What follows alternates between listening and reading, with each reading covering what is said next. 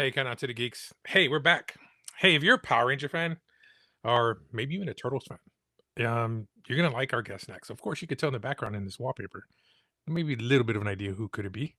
Um, but before we get started, we got to give a shout out to Dragons there Alamo Ranch, our friends there.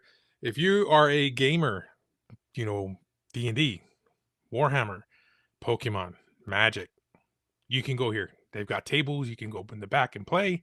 Of course, if you want to talk comics, you can always come in, talk with me, Jerry, Hunter, or Joey. We'll talk to you, give you ideas for comics to read. Of course, and then one more shout out, of course, to Casa that's coming in November 15th. That's going to be a comic show 1 day event where it's going to have all comic book creators, artists, uh, and actually old school artists and writers, up and comers. You definitely want to go there. Um, but our guest today is Ryan Parrott, and he has written for Power Rangers and he has worked on Rogue Sun as well. But we're gonna get him on and talk how he got into the industry and how he got his first pitch for Power Rangers, and then go from there. Ryan, how you doing, man? I'm doing good, man. How are you? Pretty good, sir. Thanks for the time coming on. Uh, Love to My talk pleasure. about how you got in the industry, man. Oh man, that's a long story. How much time I got? What How'd did I you? get in? It depends. I think it sort of depends. Like I went to art school. Oh, When I wow. went to art school for a little while because I was like, I'm gonna be a comic writer or comic artist, and real quickly learned that was not gonna be the thing. Because I was like, I'm good, but I'm like not good enough to be like Jim Lee good. So I was Oh, like, I wow. don't think I'm gonna have the time. But yeah, I did that for a little while and realized really quickly that wasn't gonna work. So I ended up sort of transferring out to I went and did film and TV for a while and went to Oh, film wow. school instead. Yeah, so I transferred out to that. And while I was in film school, I met I sort of like I kind of got out of comics for a little while because I read them when I was a kid and loved them, but then I got into film and I was like, got all pretentious and decided I was gonna watch Criterion movies and not read Batman anymore. And so I did that, and then my buddies and some friends I started hanging out with were big comic book guys. And I remember he was like, "Let me take you to my local shop," and I was like, "Oh shoot!" And I went in, and I was like, it started it all back, and I started reading again, and it got ridiculous. But it was fun. And then in the middle of all that, I wrote a short film that a friend of mine directed, and while I was on set, there was this guy sitting down who was who was doing the sound for the stuff, and we're sitting there and I looked down and he had on his laptop, he was making like a superhero movie. And I was like, what is that? He's like, oh, that's my senior project. And I was like, that's cool. That's awesome. And he goes, I go, what's your name? He's like, my name's Kyle. And so Kyle Higgins, that's how I met No Kyle. We went to freaking way, college together. dude. Yeah. So yeah. Wow. And I was gonna bring him up later on, like, getting to No. work with Kyle, Melissa Flores. I'm like, Yeah. wow, dude. So you and Kyle Higgins met that way? We met in college. Yeah, neither one of us had ever written a comic book before. We met in college. We just both. I remember like he came, like we talked a little bit on set, and then he came to do like a loop session for like one of the actresses, and we had some problems, and we are just sitting there, and he was like, he I was like, what's your film about? And he's like, I kind of want to do like my own like a modern version of Watchmen, and I was like, oh, let's go, and we just started talking about that, and so we became friends from that, and then when Wow. I moved up to LA to do film and TV and stuff like that. And then he came up like 2 years later when he graduated, and we just kept staying. We kept staying friends, and that film got him a lot of became the league, and that got him his first pitches at Marvel. And so he lived down the street from me like 10 minutes. So what he would do is he would call me at night. And he was like, "Hey, you want to come over?" And like I've got these ideas I'm working on. So I would be like, "Heck yeah, I'll break stories and comic ideas." So Wow. I would sit down with him and we just talk stuff. And he pitched like he probably pitched a dozen or so projects before he actually was able to get his first one. And then when he did that, he started getting some other projects, and I was working at Bad Robot at the time. And Oh, so yeah, so he called me one day and was like, because he was working on Batman Gets a Gotham, and he called me. He was pitching me stuff for it like early on. He was like, "This is what I want to do," and it sounded awesome. And in the middle of like the third, I think it was between the second and third issues, he got the New 52 started, and so he oh, got Deathstroke, and then he got Nightwing within like the same week. And he went from doing like, and he was like, and they were gonna double ship Batman Gets to Gotham. So he called me and was like, dude, I can't write all this by myself. You're the only one I know who knows all the story. Scott's busy doing Batman. Would you come in and help me just break this? So I was like, sure. So I would leave at 5 o'clock, and I'd drive to his house, and we'd write from 6 to like midnight, and then I did that every day. We Oh, wrote 2 issues in like a week and a half, and that was my first. That's how I broke into comics. Was just like buddies with Kyle and doing stuff, and like I'd help them, and we knew, and so we'd help each other on a lot of things. And that was sort of happened. And so after I did that issue, I remember I went the third issue of Batman Gets a Gotham came out with my name on it, misspelled by the way. Thank you, DC. Um, and so I went to the store and I went to Heidi Hill Comics in Santa Monica. I bought it. I came back to the office and I was reading it because I was super excited. And one of the producers of Lost, Brian Vert, came over and was like, is this yours? I was like, yeah. He's like, I didn't know you wrote comics. Like, it's my first one. He's like, do you want to write more? I was like, yeah. He's like, well, we do Star Trek comics. Are you interested? I was like, absolutely, man. So he made a phone call for me, and I met with Mike Johnson and started writing Star Trek, and the rest is history. So dude, that is freaking crazy. very Talk lucky. about being at the right place, the right time, and knowing the right Yeah. people. But to Wow. say this though, like, because that's true. But I think the thing that I learned from that was I think the reason I was in the right place at the right time. This is not me patting myself on the back, but it's just like realizing why I was able to get that was because all I wanted to. I wasn't thinking about writing comic books. I just loved comics and loved writing story and breaking stuff. So when Kyle called me and was like, "Hey, do you want to work on this?" I didn't be like, "Well, am I going to get credit on it? Am I going to do?" No, I was just like, "Yeah, let's do it." And so I just would hang out with him and do that. And so what I think helped a lot was the fact that like I just liked I surrounded myself with a bunch of people who liked comics and like making them, and just we all helped each other out. And I think that's the thing I always tell people when they're like when I want to break in, I go find people who you have like the same feelings and the same affection for, and you think are smart, and make stuff with them. And then when one of them pops for one of them, it'll pop for the rest of you. So like that's the thing that I always like. That's that's what I learned from that. Because I think if I'd been like, well, I'm not going to help you, Kyle, unless you introduce me to your editor and I get a job. Like, because that happens with people that you talk to. It's like, don't do that. Like, just be gracious and enjoy the process, enjoy the fun part, and Yeah. then the opportunities will hopefully ride if you're good at it. You know? No, I agree with you. I mean, Countdown has opened a lot of doors for me. So, my love has always been comics, and I wanted to put a podcast together like years ago. I worked for a big comic book store here in San Antonio, and I pitched the idea for a podcast for just focus on comics. The owner of the store like literally laughed in my face. And no, seriously, this was pre-podcast stuff. Wow. So I got discouraged and I was like, man, I was like, you know what? Maybe he's right. And years later, I met Ted, who created Countdown. And when I was like, hey man, I go, these are things I did. And I go, I have great ideas. Like they run through my head like crazy. And he's like, well, yeah, he's like, come on, we can talk and stuff like that. But now I'm getting to interview creators like writers, artists, people that I love looking at and reading. And I to me, I'm still dumbfounded right now because I'm like, some of the people that I'm getting to interview have worked on crazy stuff, and it's cool because I get to sit back and chill with you guys, Right. and it just like a regular conversation. It's none of these interviews where the people ask you the same questions over and over. They don't know anything. They don't know anything about you. They ask you the same questions. When it's a fan interviewing a fan, that to Right. me, even and a fan's doing the work for Power Rangers or Turtles or whatever, you can see the work and you can see the passion behind it, and I think that's what makes the difference. Yeah. But so okay, now so I have to ask now. So you loved comics. Mhm. So what was your thing? Like Power Rangers, Star Wars, what was your favorite thing growing up? Oh, Star Wars, totally. I mean, it was like that was I saw my dad this weekend. I was talking about it, and I was telling him about some stuff that I've been pitching for, and he goes, "Do you remember how I taught you football?" I was like, "What?" He's like, "I took your Star Wars action figures, and I like taught you. Like he put like Luke down and like all of the Boba Fett and all that, and then that's how he taught me football." And I'm like, "Dad, you just." That I was already into Star Wars, man. But Star Wars was pretty much my gateway drug for everything. My first comic book love. I mean, it's so cliche, but it's true. Is I went into Inner Sanctum Comics in Bakersfield, California, and my grandfather let me go in there. We just went in because it was next to a pizza shop, and I was like, "Let's go in and check this out." And I saw the trade paperback for Death in the Family, the one where Batman's Oh wow, holding the dead yeah. Robin, and I was like, "Can I get that?" And he was like, sure. And he bought that for me. And that was kind of the first. I'd read other comic books. Like I'd read like I have an older stepbrother who like really liked Punisher and Iron Man. And so like I got to read those scripts, those comics whenever he was done with them. But that was the first book I owned. And I read that book probably like 10 times and carried it around with me. And like that was the thing.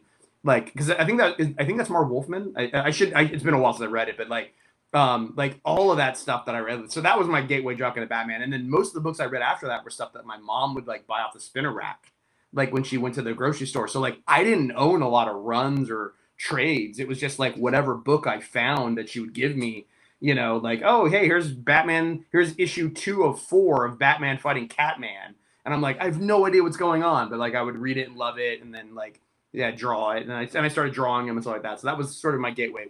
It was Star Wars and sort of Batman. Wow. Well, you mentioned Marv, and dude, I'm gonna get to interview him and talk to him about Oh, cool. creating Blade and stuff like that. That's in the later in the Yeah. month. And dude, like you said, those were characters that were created by a writer, and now they're on the big screen. Yep. And it's crazy. It's I feel, of course, we just lost, Jim Shooter, Yeah, yeah. an It was iconic, yesterday, right? Yeah, yeah. yeah. I mean, and this guy was literally living every kid's dream, That's for sure. writing and working on comics at a freshman out of high school. Yeah. I mean, that doesn't happen anymore. You know what I Nope. mean? But anyway, we lost a legend. And without, him, we wouldn't be reading comics, and I don't think comics would be, just like him, Jim Lee, all these iconic creators and writers, to me, that's why we're at right now where we are. Yeah. Um, so what about Power Rangers? Where did your love for Power Rangers and TMNT come in? Oh, TMT. I mean, I had all those action figures too. Chris Richardson and me would like hang out on the weekends and play with all of our. We had all of the toys, like all the turtle Wow. toys. Like I'm talking like wingbat or wingnut, and like the crazy like pizza face, and like all the we had, like, they didn't even show up on the show, we just bought them Yeah. all. But like that was my real love for turtles, was like I love that cartoon. And I even saw them. I even went to the turtles coming out of our shell tour, where they did Oh, like the singing. So I went to that. Yeah, I yeah. was in there. Yeah. So like Wow. it was a pretty deep love for turtles. Power Rangers I was a little old for. Like I think I was like 14 or so when it came out, when it started. Obviously Amy Jo's a pretty influential part of that. Sorry if you see this, Amy. But like, fill that. But like I was a little late for that. So like I only really watched like that first iteration of Mighty Morphin. So I knew of it, and I watched it enough to know the basics and stuff, but I didn't really watch a lot of the other seasons until way later down the line. Wow. But yeah, I was a turtle guy, pretty strong on. So how did this come to pass when we get, you know, the first, the pitch? Who was the one that said, "Hey, let's bring these two universes together"? And how did that, come? Like, whose ideas was it to come up with this idea? So I had been writing Power Rangers, I think, for like maybe 2 years. I think at that point, so the way I got into Power Rangers was I went to Long Beach Comic Con, and I was on a panel for writing licensed comics. Okay. I was on there with Jackson and Colin, and sorry, I call them by their first names, and and I can't remember. There's somebody else on the panel. I'm gonna feel bad for whoever that person was. I'm sorry, I can't remember the name. But it was being moderated by Daphne Plevin, who was at Boom Studios, and she was one of the major editors for the book, and she was editing Power Rangers. And so I went on that panel, and we all started talking about stuff. And I remember we got drinks afterwards, and she and I got into a debate about whether or not Captain America: Winter Soldier was a good movie or not. And I didn't love the ending, and so we got into a very long conversation, which was basically her just yelling at me for 45 minutes. But after that, like she changed my opinion and made some great points, and she's a very smart person. We're still friends to this day. But we talked about that, and so we'd gotten along with it. So San Diego Comic Con came around, and she was like, "Hey, can you meet me for a drink? I was up there for something else." And she sat down with me, and she's like, "We're thinking about doing that she was like, we're going to do a spinoff or a sequel book to the movie, the 2006 movie or 2000 movie, the Power Ranger movie. And I was like, yeah. So I wrote that with her as a possible project, and we got along really, Wow. really well. And so she was like, I want to do another book. Kyle was already doing Power Rangers, and she's like, well, we want to do Go Go Power Rangers. So I wrote that. Wow. So that was supposed to end right around like issue 25. We were thinking about, or 24 or whatever. And so I was like, I had a really good time. It was some of the stuff, my favorite stuff I've ever written. I worked with Dan Moore on that. Wow, dude. Um, and so I was like, okay, I think it felt like time was running out. And so I was like, I'd love to pitch something else to do. So I thought, I was like, has anybody in a crossover with Power Rangers and Ninja Turtles? Like, they go together so well. Like, it's just such an easy, I could say it's a color-coded teenagers fighting henchmen and monsters. Like, it's the same story against an evil warlord. Like, it's the same story, right? And so I called Daphne to pitch the story, and I was like, hey, not story, but just the idea. And I was like, and before I even got it out of my mouth, I said, hey, I want to talk to you. She's like, I'm so sorry, Ryan. Like, I'm sorry we don't have anything else for you right now. We're too busy with the crossover. And I said, what crossover? She's like, we're going to do Teenage Mutant Ninja Turtles and Power Rangers. I was like, that's what I was calling you about, is I want to pitch that to you. And she was like, do you like the Turtles? I'm like, I love the Turtles. Please, please, please let me pitch this. And she was like, well, let me make a phone call. And so it was just a really lucky timing. And so I was like, let me do it. And I pitched it and got the job. And my pitch was, and to spoiler to anybody who hasn't read it, my Yeah, pitch was spoilers, guys. Green Ranger Shredder. That was my pitch. I said Green Ranger Shredder. And she was like, what's that? I'm like, that's because he's going to steal the Morpher from Tommy. He's going to become a Green Ranger Shredder. And it's going to be about, that's the pitch. And she was like, well, and Bryce Carlson, who was like, he's like, yes. And I was like, great. So that's what we did. And so that was how we got it. I was like, it was just really lucky timing. And I had a really strong love for the project. And I was like, and I just knew exactly what we wanted to do. So it was great. I mean, if I call a day later, I probably wouldn't get that job. Wow. Yeah. I mean, it was a great story. I loved it. Mm. And and that's the thing. Right now, these IP crossovers are doing so well. Yeah. Godzilla Justice League is on their second run. I Yeah. mean, if you do it right and you have the right people working on it, who have passion behind it, um, Brian Buccellato, who's writing that one, He's my buddy. Yeah. Brian's my buddy. Yeah. yeah, he's a Yeah. huge, Godzilla King Kong fan. So it was like Yeah. He knows his stuff. he exactly. So when I like keep you, asking him what's going on with the next one. He won't tell me. but that's the thing that I feel when you have people like you and him working on this stuff, you can see the work, and I think that's what makes it sell so well. Yeah. And then of course, not just that one. I'm gonna pull up the wraparound cover because I have this. I'm gonna pull this one out right here because, guys, if you didn't get it, you could probably get it online now, but you're gonna pay some good money Good for it.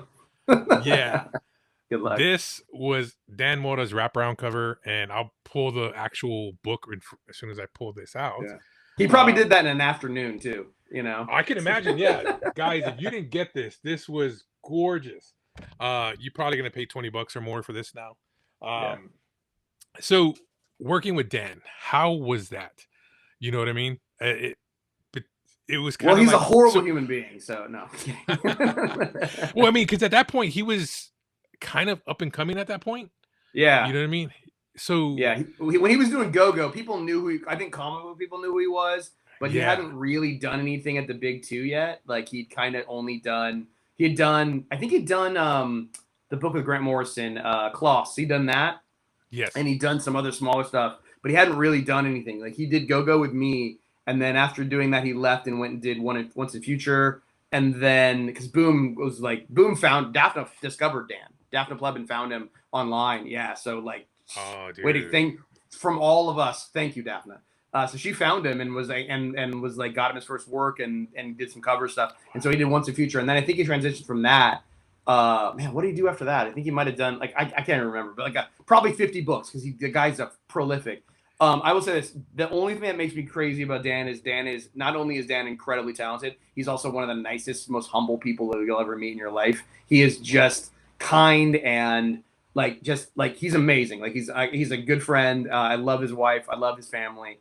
I'm very lucky to be able to work with him because he's just like the best. And I'm so happy that he's gotten to do what he's gotten to do because we're all better for it. Like if you're not reading his Justice League run, I don't know what you're doing, man, because he's getting to draw all the best stuff. And I know he's going to do Transformers next. And like, he's like us. Like the reason I've gotten to work with him on a bunch of, I think I've worked with him 3 or 4 different times because I did like Go-Go with him for a little while. And then I did a Ranger Slayer one shot that we did together. And then we did Turtles 2 together. And he's done a lot of covers for me. But like, he's such a great collaborator because he just never gives you anything bad. Like you just kind of pitch him stuff and he's like, yeah, all right.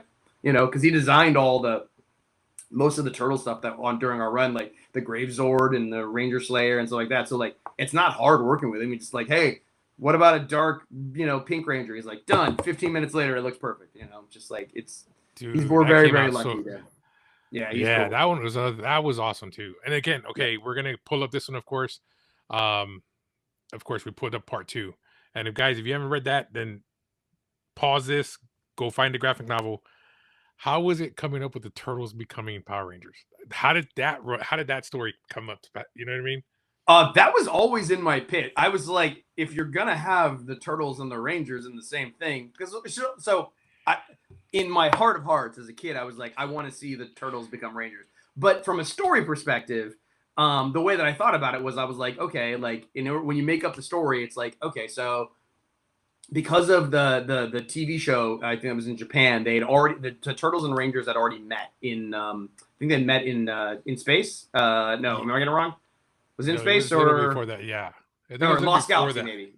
Whatever. They met in an episode. So I was like, okay, good. If they've already met, then that means they exist in the same world, and I don't have to come up with a reason to have somebody traveling to another reality or whatever. So I was like, okay, cool. So they already live there and they exist together, but they don't know about each other. Why is that? And so the whole story came from this idea of the Rangers. I wanted the Rangers and the Turtles to have to walk in each other's shoes in a way to hopefully better appreciate the lives that they had and the things that they had.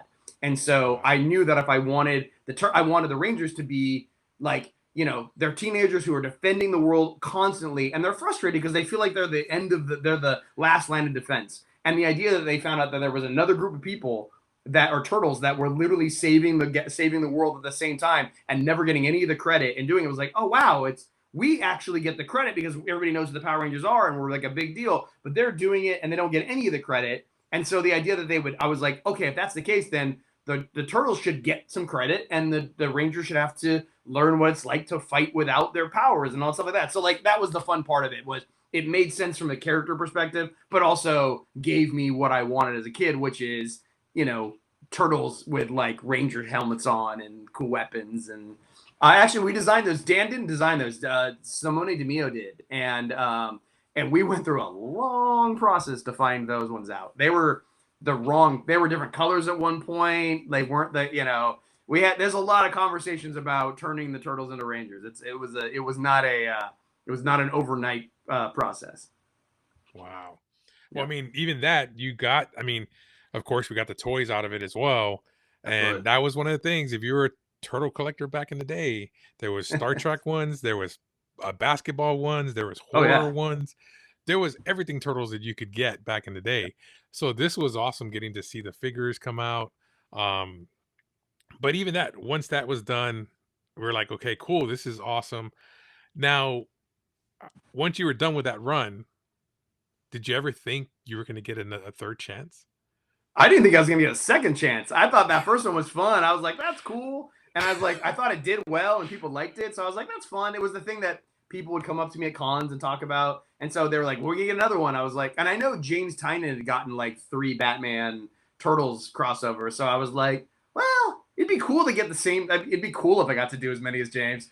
But then they were like, and then like a year later, they're like, hey, we started thinking about ideas for the second one. And I was like, well, I can spoil it, right? I was like, well, if the turtles became Rangers, the Rangers should get to become mutants. Like, that's obvious.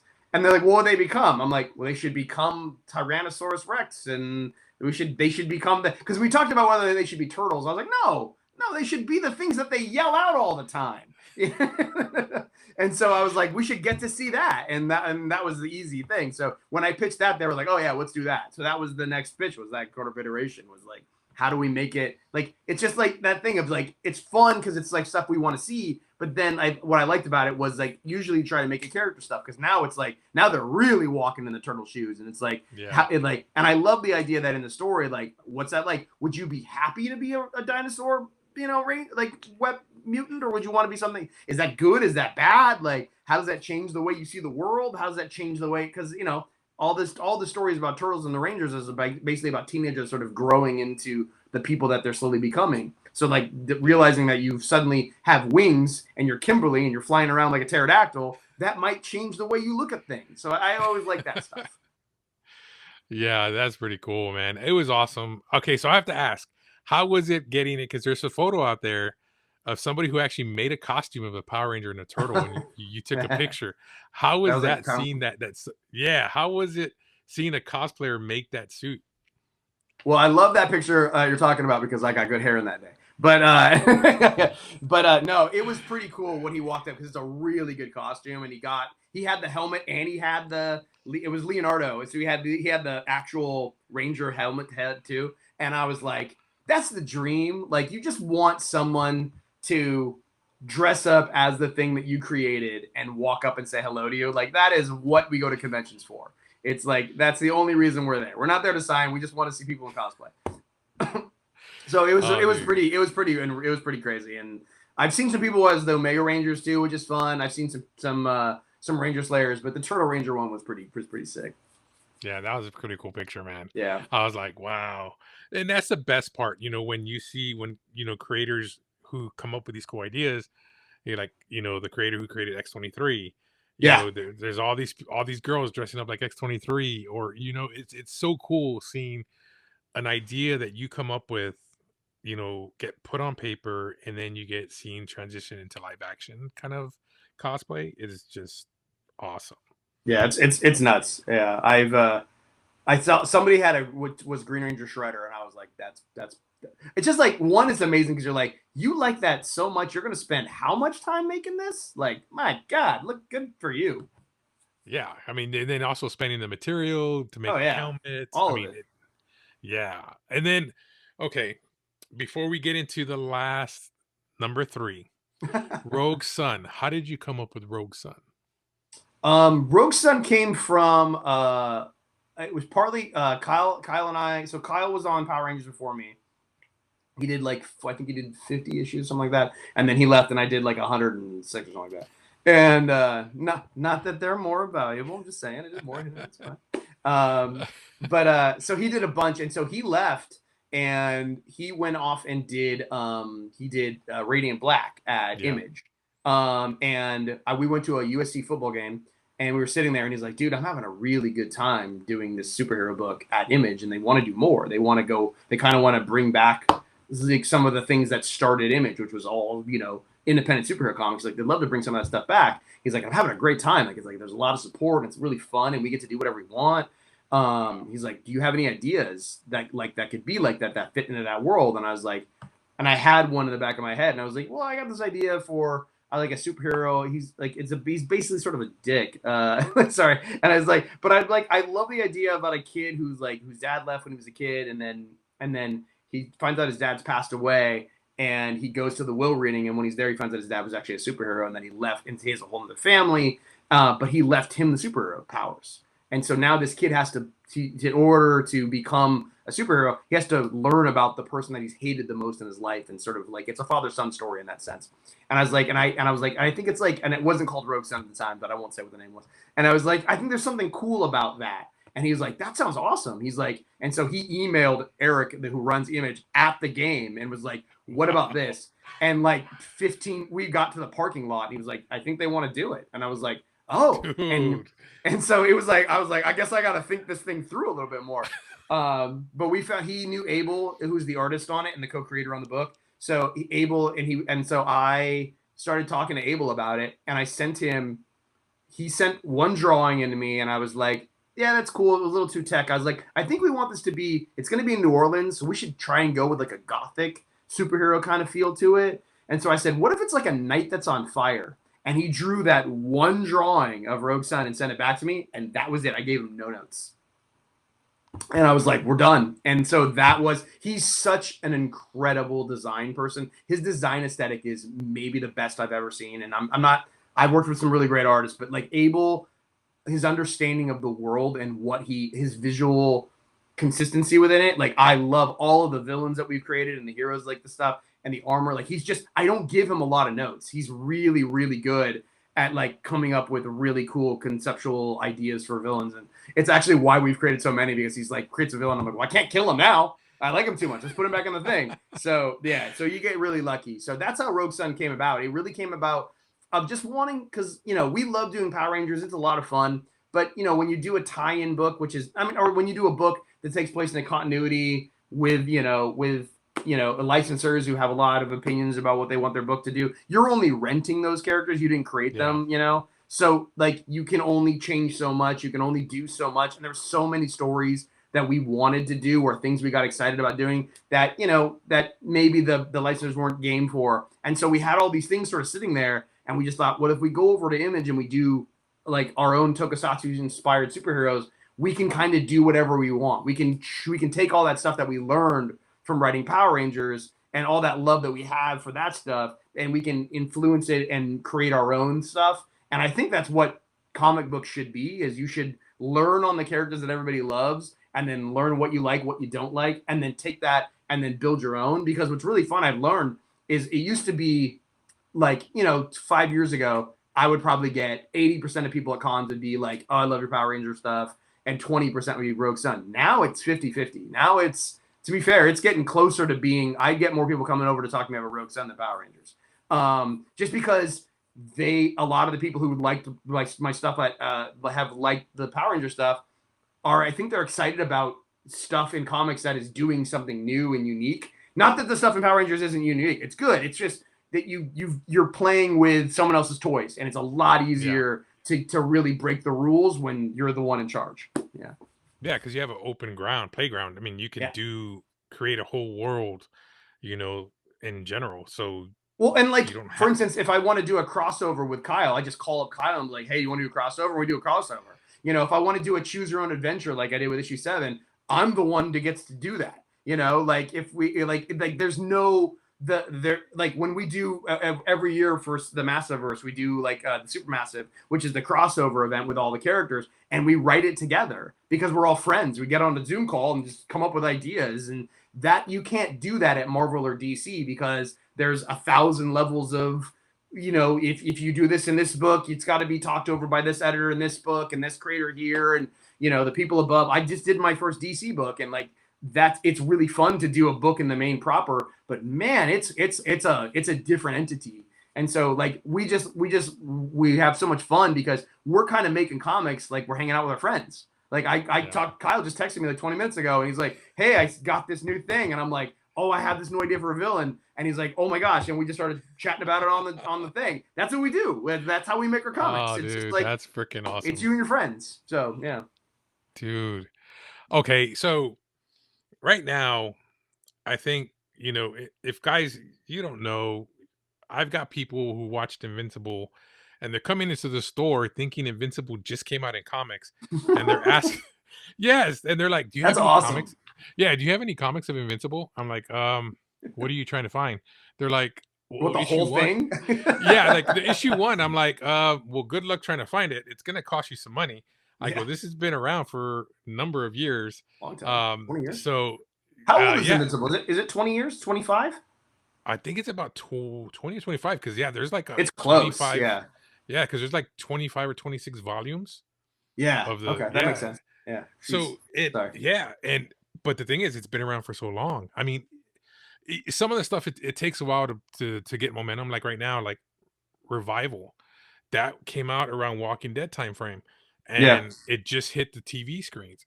Yeah. Dude, it is watching it, and I've read the comic, and reading the Okay. comic and watching it. It's like it's just like Walking Dead. They kind of changed a little bit when they brought it to the screen, but this one, like down to the actors, the pages. I mean, everything was just the actors who portrayed what was on the pages.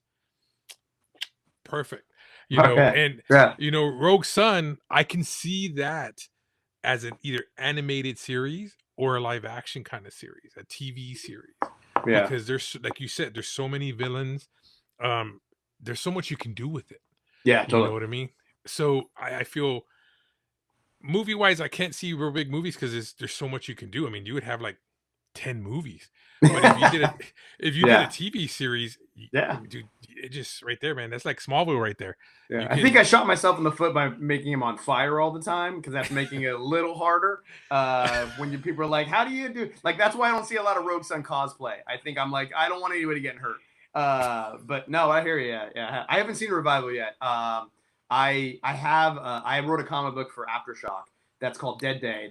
They are kind yeah. of in the similar. They have similar styles and stuff, and so I only found out about Revival once the TV show got made because I didn't see it coming out. And I was like, oh, I should probably watch that at some point. Yeah.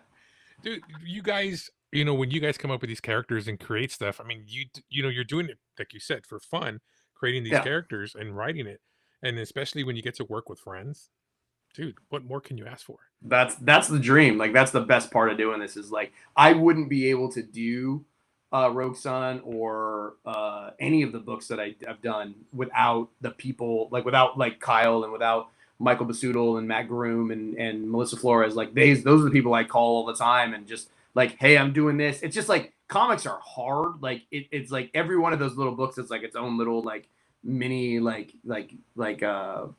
small business. It's like you got to think about a whole thing and promote it and get the right artists and the variants and all that stuff. And I'm terrible at that stuff.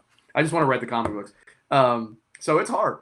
Excuse me. But it doing it with your friends is just so much more fun. And so like I've always told people when they like, how do you get, like how do you do when you kickstart and all that stuff, like you go find people that you love working with that are all good at stuff that you're like, if you can surround yourself with people that are like good at the stuff you're not, and you can be good at some other stuff. Oh, it's so helpful. If you're all smart for the same thing, it's like, oh, we can all color. We're all really good at the color blue. It's like that's not a great way to make a rainbow. So yeah. No, it's true. So another question that we always ask our Sure. creators and writers. So what is your method? Like everyone has, like I interviewed Erica Schultz, and her like she carries a book with her, and she just idea comes down, she writes it in the book. What is your method of writing? Do you have a pad that you just write down ideas, or how does your method of writing? Um, whew, it kind of depends on the project. I haven't. I used to do everything in notepads or like just like just like spiral notebooks. And then I got conscious. So I had like a stack this high, and I was just like, this is Oh terrible. wow. And then I transitioned to white books, which were basically sort of like whiteboards in notebook form, and I would write on those. And then I realized that was environmentally that was just a problem. I remember one day it got smeared, and I was like, well, I just lost 3 days of work because of that. So Oh now I write dang. everything. So the way I do everything is I write pretty much everything long form on an iPad, in a Oh notes wow. pad. So yeah, everything's written long form. I will write if when I script, I will write out all the pages long form, and then I type them in after the fact because that gives me sort of like a first draft, second draft kind of thing. And Okay. there's also something about writing long form, like writing like by pen, that's or Apple Pencil, I guess. It's there's something about the speed of it that typing is like I'm almost too fast at typing to my brain doesn't work at the same speed. But writing long form and thinking stuff, there's a freeing element of it that doesn't like I need to be able to just like write stuff down. Like I started real. It sounds so silly to say this. This might be so inside No, baseball, but I like get what you're saying. I know exactly what you're saying because when you like get it, ahead of yeah. yourself. Yeah. Like I'll write a line of dialogue and then I'll be like, that kind of line sucks. So I'll just like write alt underneath it and write another one. And like if it frees me up, like I'm just like if I'm writing long form, I'm just like, oh, get away from me. And then I'm like, that's not good. And I just do more and do more and do more. And what's really cool is like you end up like if I was typing that into the script, I would just sit there and be like, oh, that's not quite right. And so like there's a thing about just writing long form that really lets me do everything. I've heard Quentin Tarantino talk about it a little bit. He just Oh like he wow. writes everything on like big long yellow notebooks, yellow legal pads, and I understand why because it's like you just go like you can just kind of run with it and then you come back in and now you have everything and you can kind of like pick and choose and move things around and all that stuff. So like that's sort of my process. It's sort of like long, but however, there's been many times when I'm really behind on deadline and I'm just got to type it in right now. So So on your writing, so when you write, is it something that you do like when I interview Carlo Barberi, he has a routine in the morning. He'll get up, have his coffee, he'll do his drafts, submit them in like, hey, is this okay? You know, he goes to the gym, works out, waits for them to get back. If he doesn't hear back, he knows, okay, they're good with the drawings. I can start filling in the stuff. How's your routine? Like, do you get up in the morning? Do Not you as like good as you? that, I'll tell you that. That guy must be fit because that is a good process. Yeah, mine is far more self-destructive. No, my process is probably like get up, do connections in the mini. Like, no, it. I have to go someplace to write. I know that sounds weird, but like Oh wow.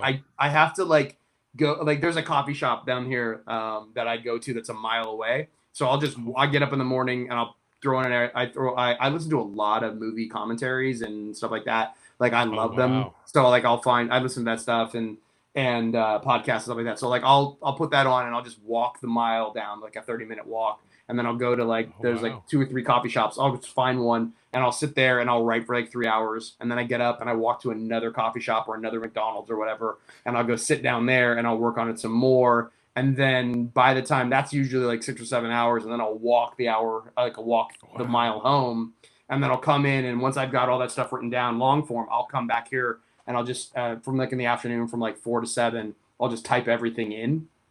Oh wow. Um, and that's kind of how I do it. And it's not, I wish it wasn't that I eat a lot of donuts and too much coffee because of it. So that's a problem. But what I discovered, the reason that process works for me is there's something about like just going and being like, okay, this is my time to write. I'm going to turn off my phone. I'm going to lock down my computer when I can. Sometimes I'm bad about it. But like being there and being like, that's my office means I can work for 3 hours. And then I've discovered by moving to another location, usually the walk to the next location, um, I will either rework the stuff that I already did, Oh or wow. I will come up with some sort of solve. The movement of getting up and just moving to a new location, resetting, re-getting your stuff going, and restarting just like restarts my brain in a weird way. Because I don't know how many times I've gone and like written for like 3 hours and been like, that's all crap. That's not gonna work. And then in the 20-minute walk to the next location, I'm like, oh, it's this, or it's like it just all changed. There's just something about the freedom of it that helps. So that's my pattern. It's not great. There's a library too that I occasionally wander to, and that's helpful because that place they don't have any food that I can eat, and then, yeah, so that helps. But yeah. Well, no, it does because sometimes when you're at home, you're just like, you know what, I ain't gonna do nothing. But Oh, knowing you have to do something, I think it's just that comfort. So yep. sometimes I'll do the same thing. I'll go to Starbucks when I know I have to edit my videos, Mm-hmm. and I don't know, just something about being there, sitting down, and just having your coffee, and it's weird. It's hard to explain, but I Yeah. understand what you mean exactly. Yeah, Um, I unfortunately like I think if I'm being really honest about my process for all those writers out there are like because I hear the writers talk about how good they are at that stuff. Like I get up every day and I work from 9 o'clock till 1, and I'm like, fuck you. Like, no, you don't. I know you don't. No one does. Everybody hates it. Yeah, we I was all gonna want to say, write. yeah. Yeah, it's hard. So like I think when I sit down, I'm like, okay, it's like 10 a.m. Which is a late start, which is bad. But like you sit down, you start to work, and you're like, for the first hour, I'm checking out who got traded in the NBA, or like, like I'm like, oh, Zach Lowe's got a new podcast up. Let's put that on in the background. Like I'm doing that stuff. And then slowly after an hour of doing that, I realized, oh my gosh, I have my matcha's gone and I've got nothing done. Then I finally force myself to start writing. And then I write. And so I will write my butt off. Like I get more done in the hour before lunch and the hour before like dinner because I feel like I have to get something done so I can justify my work that day. So that's the way that I think most of us actually work. We're just like, oh man, like I can't have done nothing. It's been 3 hours, So yeah, But there's some people who they work great under pressure. yeah, I do. Oh, That's I never. The last thing I want to work on is the thing that's due.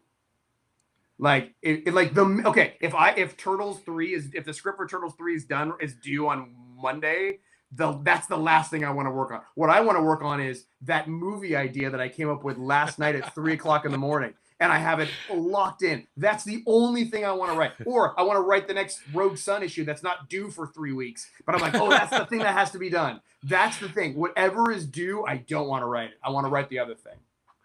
Oh man. No, it's crazy. I think I don't know if it's just our brain likes that adrenaline rush, I guess.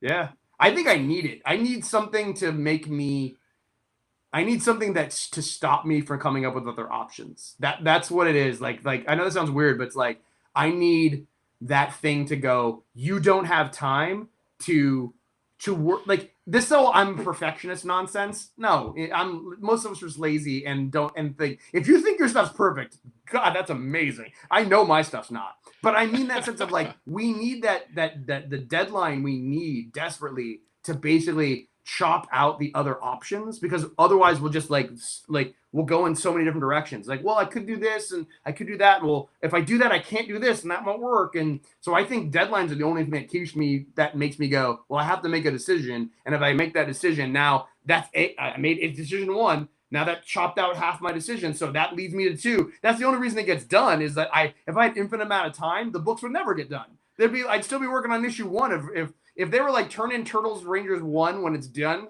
I'd be like, I'd still be working on it. Yeah, it'd be ridiculous. Well, Hollywood makes it seem like when they show these movies, like, oh, a novelist is going to the Hamptons to rent a little cottage so he can write.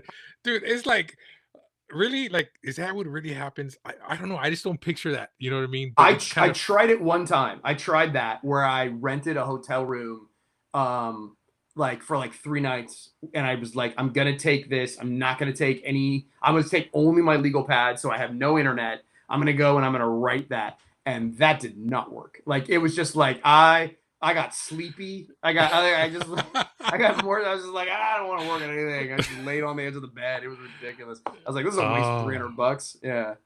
See, now we need a short film that shows the real life of an artist and writer, because Hollywood gives us these fake things about, oh, this is how things are. No, no.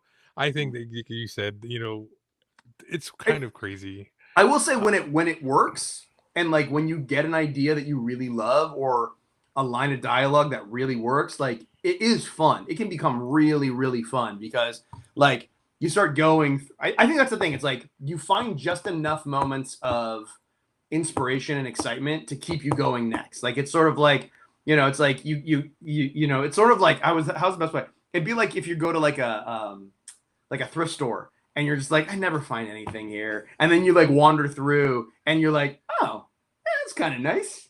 Kind of like that shirt. And you take it home, right? Like you'll go back again because you found that one shirt that you kind of like, That's how writing, I think, is. It's like most of the time you're like, this isn't really good. I don't know what I'm doing. And then you'll write a draft and you get done with the draft and you're like, okay, there's a few lines in there I liked. That wasn't so bad. Maybe I'll come back and do another one next week. Because maybe I'll find a few lines. Yeah.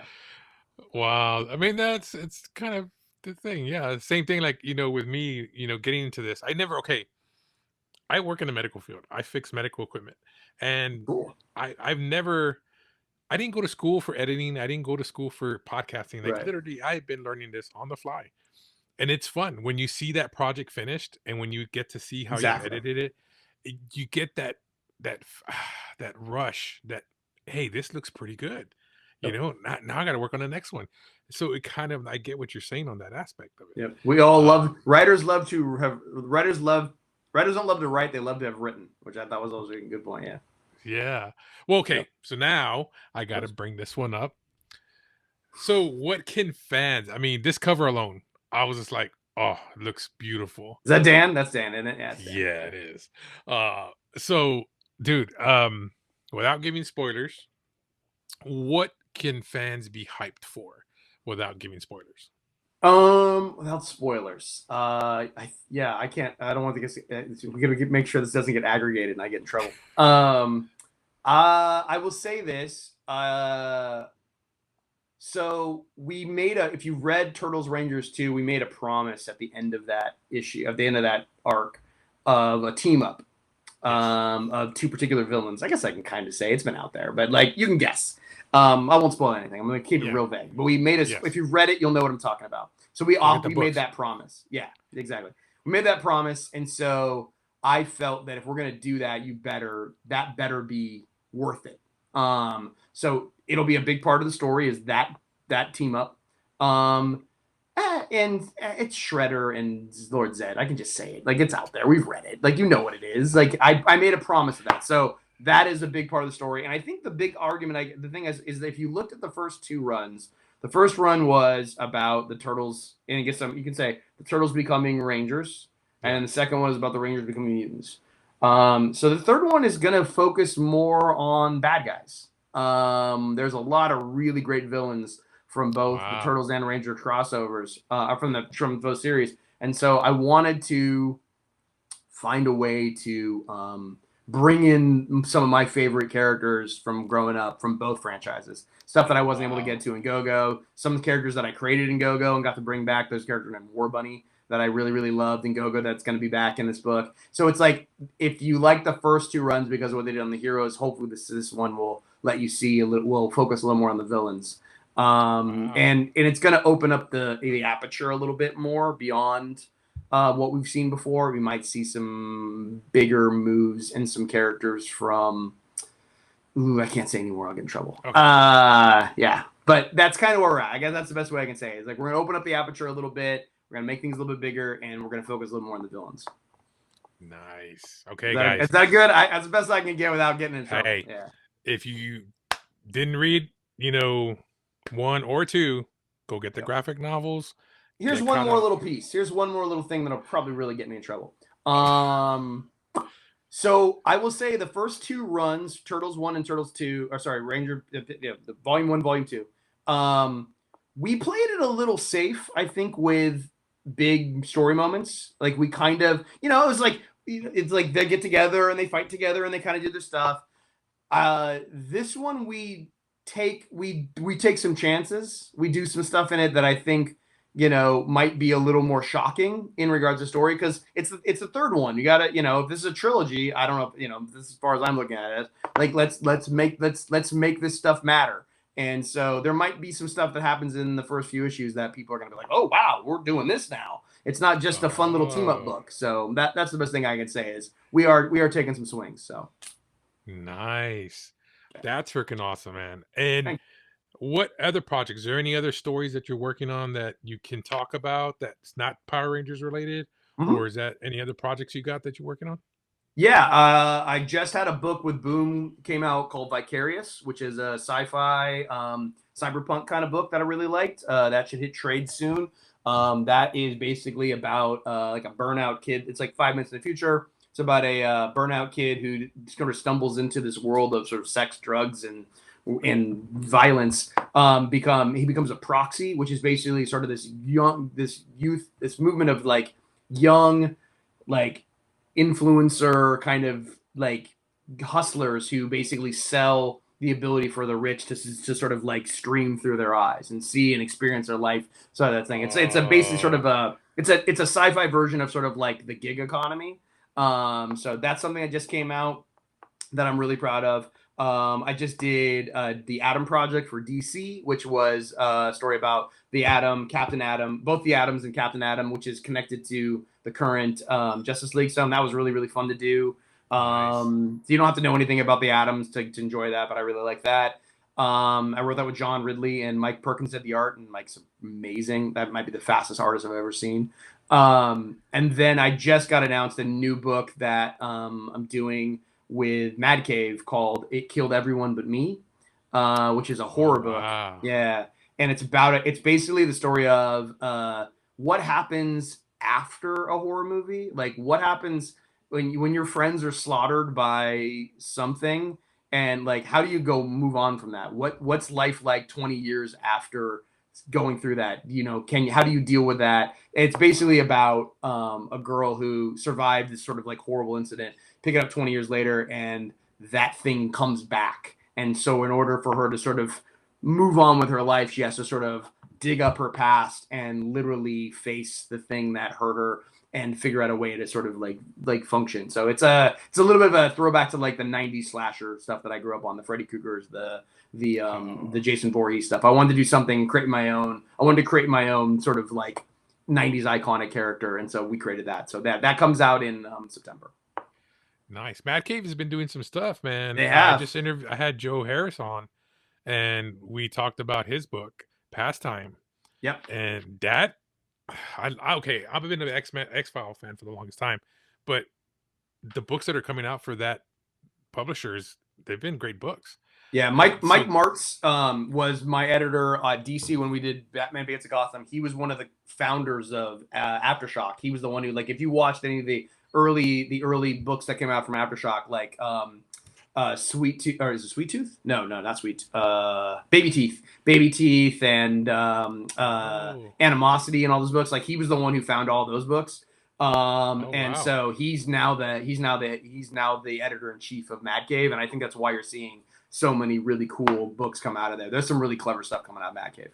yeah, no, that definitely is. Yeah. Um, Again, man, I want to thank you again for coming on. This was awesome getting to talk to you about how you got in the industry and what we can expect for issue 3 or series 3. But yeah, man, I look forward to maybe once issue 5 drops, we could talk about how you came up with that arc. And since Absolutely. you know what I mean, you can't really talk Yeah, much about it, but yeah, I'd love to get you back to talk about that. absolutely. And just to tease it, because I can, because Kyle will be mad if I don't. We are announcing something pretty big for Rogue Sun at San Diego Comic Con. So Oh, nice. could be Okay, cool, fun. cool. It's a bucket list thing that I've wanted to do since I was like 12 years old. So yeah, Oh, okay, guys. Hey, if you're gonna be in San Diego, please come go to by. the panel. Yeah, go to the Yeah. panel. Go by the tables. And where can people find you if they want to just search? I'm on Blue Sky at that Ryan Parrott. That's pretty much that's the only place I really engage. I engage occasionally on Twitter, or whatever the hell it's called. But I'm mostly, if you want to engage, mostly Blue Blue Sky. Sky. Yeah. Yeah. Cool. Well, we'll put it at the links down below. Thank you. Again, countdown. Thanks again for joining us. And we'll see you again.